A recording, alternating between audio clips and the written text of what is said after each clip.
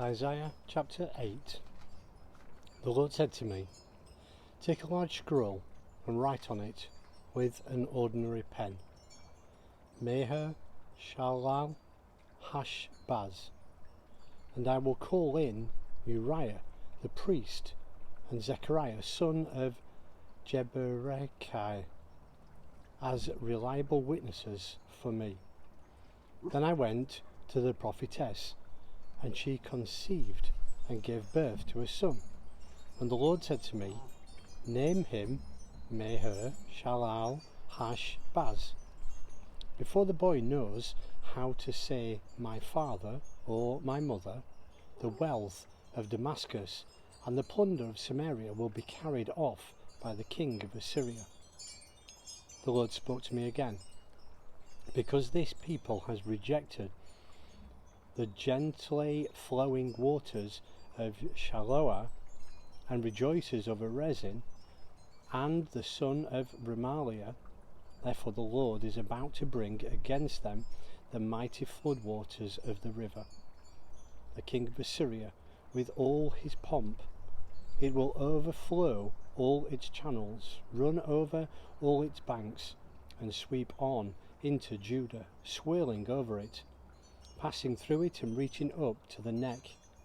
Its outspread wings will cover the breadth of your land, O Immanuel. Raise the war cry, you nations, and be shattered. Listen, all you distant lands, prepare for battle and be shattered. Prepare for battle and be shattered.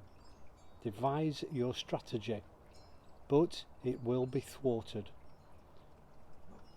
Propose your plan, but it will not stand, for God is with us. The Lord spoke to me with his strong hand upon me, warning me not to follow the way of his people.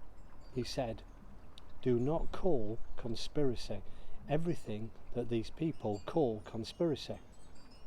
Do not fear what they fear, and do not dread it.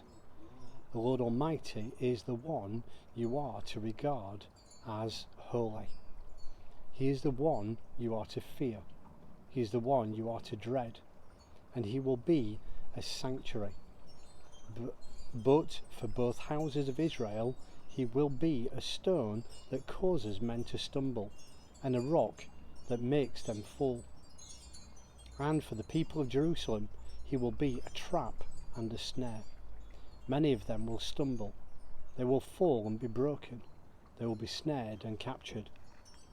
Bind up the testimony and seal up the law among my disciples.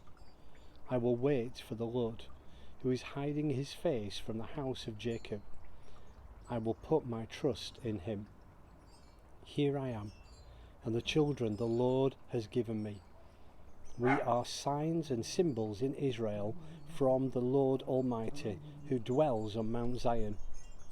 When men tell you to consult mediums and spirits who whisper and mutter, should not the people inquire of their God? Why consult the dead on behalf of the living?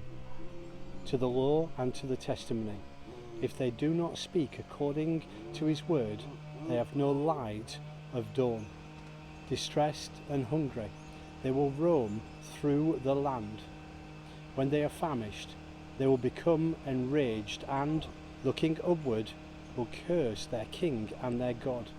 Then they will look toward the earth and see only distress and darkness and fearful gloom, and they will be thrust into outer darkness.